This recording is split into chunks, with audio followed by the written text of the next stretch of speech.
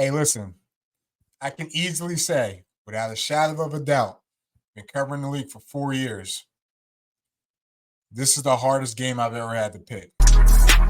We doing everything they talk about. You know I'm everything a boss about. Not putting work and gotta toss them out. I'm really biting, they just barking out. I'm really riding, they just parking now. His street, what to talk about. See the big H when I'm walking out. Yeah. That's right. I said it.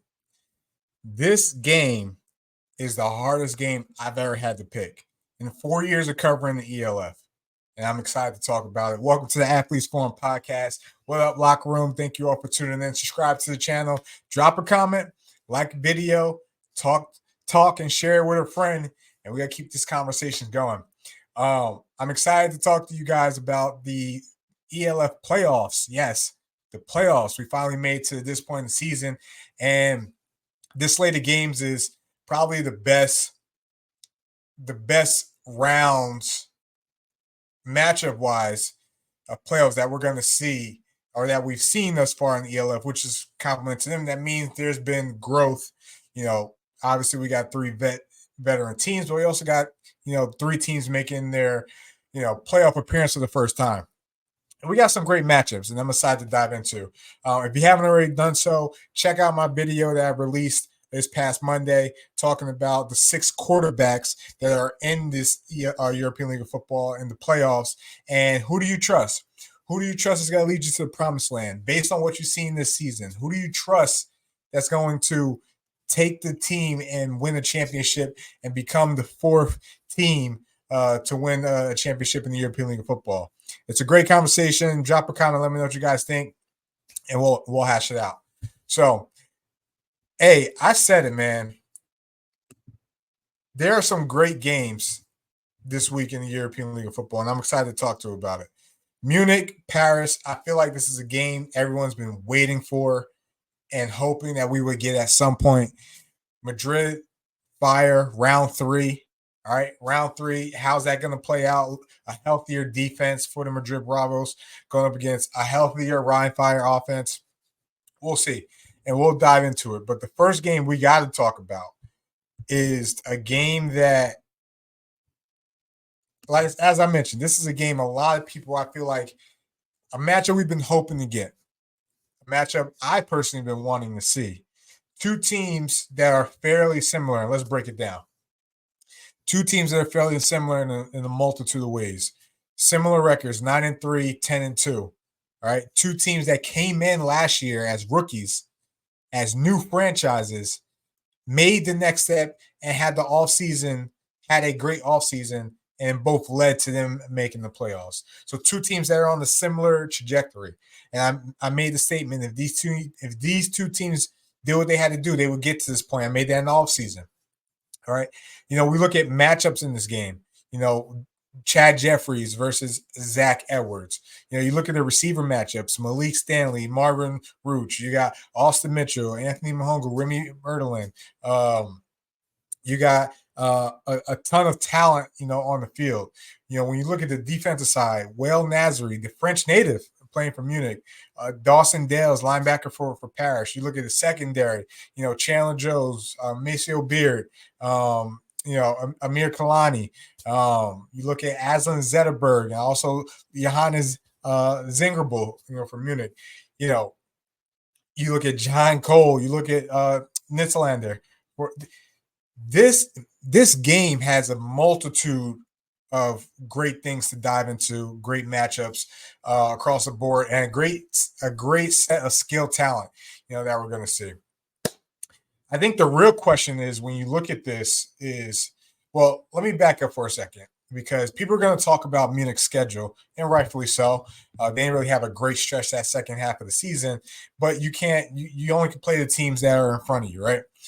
I think the Munich team we saw against the Raiders is the true Munich team we're going to see going forward. Like I said, I don't think we've gotten a fair assessment of who Munich is, but I think the Munich team that dominated the Raiders in Week 14 is the Munich team we're going to see going forward.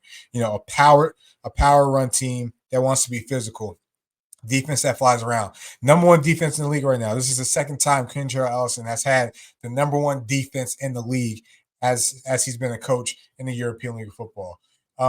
You look at a Munich team that obviously couldn't get over the hump early in the season versus the Surge, but they made some adjustments. And this is a different Munich team now than who they were at the beginning of the year.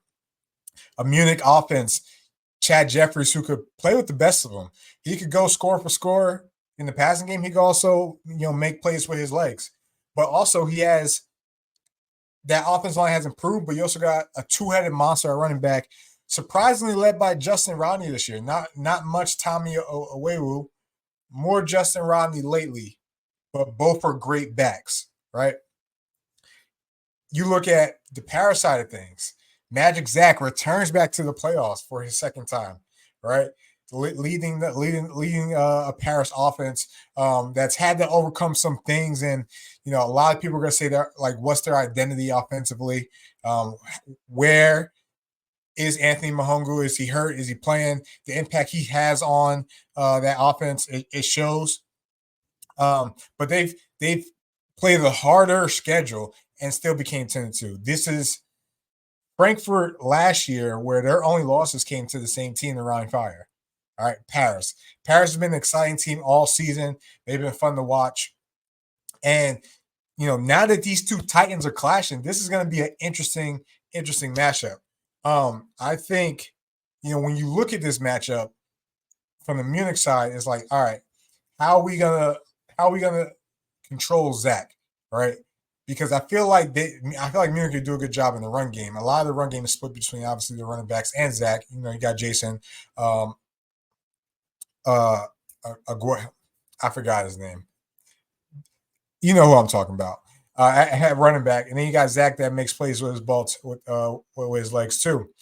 But he also makes plays in the passing game more so down the field. But what are they going to do if Anthony Mahongu is not there? And the reason why I say that is because you see a greater impact from Austin Mitchell when Anthony is on the field. Defensively, the Paris defense has been one of my favorite defense to watch this year. They're fast, they're physical, similar to Munich. Maybe have a better secondary than Munich, but I like Paris' defense as well. They're going up against a great matchup offensively in Chad Jeffries, Malik Stanley, Marvin Roosh. I think the key for them is, how do you stop that run game?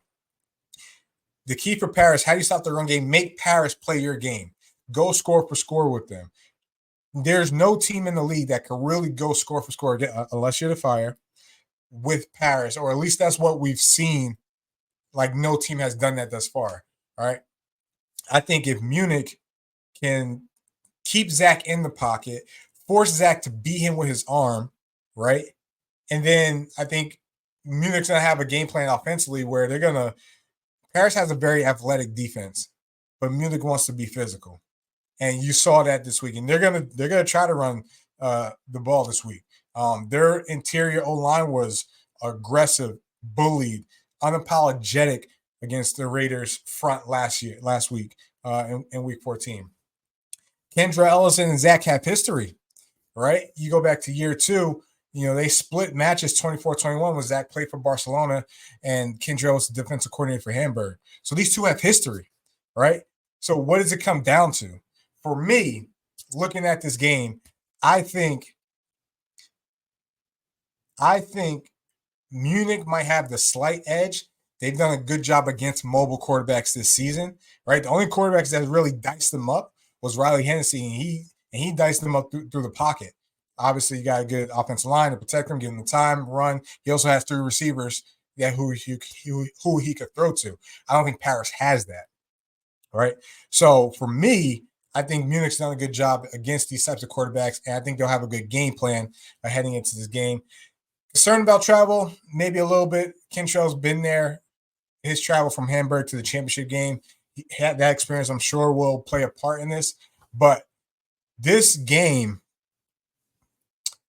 is the hardest game I've ever had to pick, and it's probably the most anticipated matchup that I've been wanting to see in European League football, and I'm glad we get in the semis. For my pick, I'm rocking with the Flock. I'm rocking with the Munich Ravens. I think they pull off the upset, all right, in week 1 in Paris. So I'm going to rock with the Munich Ravens in this one. The next game we got Sunday, we get the Madrid Bravos versus the Rhein Fire. This is an interesting one. A lot of people have this stigma about Stephen Duncan, big game, how does he perform? you know, I think the main thing, Stephen Duncan puts up numbers in big games. Whether you believe it or not, just check out the stats. The thing with Stephen Duncan is he also puts up turnovers too. I think he leads the league when it comes to fumbles lost. He's a big body, does hold onto a ball a little long, but I think the team has to rally around and play their part too. I think he needs protection up front. He needs other receivers outside of Willie Patterson to get open, and then Dwayne Obi and Molina have to be playmakers in the backfield. That's how they won that first game when Chris Helbig went down. Yeah, Willie Patterson went at quarterback, but Dwayne Obi was unstoppable. Dwayne Obi was unstoppable. We need that Dwayne Obi, right, to go to.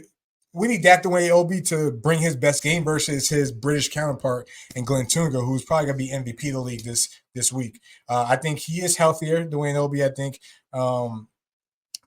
they kind of been waiting until he get his legs under him, and he's back. So we'll see how that pans out. I think this first meeting, a lot of people underestimated Madrid. Ryan wasn't healthy, but again, no excuses, right? I think Madrid, they're going to be well coached. They're going to be ready for the Fire. So are the Fire. They got a lot of experience on those coaching staff, a lot of experience on that team. So it's like, who's going to have the edge in this game, right? How does Madrid beat the Rhein Fire, right? Or has the Rhein Fire beat the Bravos? For me, I think Fire playing with house money. I think Jadrian's playing with house money. I think this is probably going to be the most dangerous. That's not even the word. I think it's going to be the most dangerous we've seen Jadrian Clark. No pressure, no weight on his shoulders. He got the championship, got the MVP. This team offensively is led by Glenn. This team defensively has been much different since the addition of Marlo Sean Franklin. Not to give him all the credit, but I think him and Omari Williams are probably the best duo at safety in the European League of Football. And they're gonna be staring Duncan down, trying to get some picks. Right? I think if you're Madrid, you have to find ways to control the game offensively and shorten the game, obviously through the run game, and limit opportunities for the Fire offensively to score points. Because this is a healthy Fire team. This is a team that's won 9 straight, hasn't looked back since. This team reminds me of year 1 Frankfurt when they lost that first game against Hamburg. They went on to win the championship. I think the Fire probably the most dangerous team heading into the playoffs, and I think they pulled this one off versus Madrid Bravos. So I'm rocking with the Rhein Fire to take this dub on Sunday, move to the next round, and we'll get a rematch versus the Surge. So I'm excited for these matchups. I hope you guys are too. Let me know what you guys think. Drop a comment. Let me know who you guys have in these matchups, which one you're excited for. And man, this is going to be a great week. Maybe one of the best weeks in the European League of Football. But as I mentioned, this is going to be a great week to watch some ball.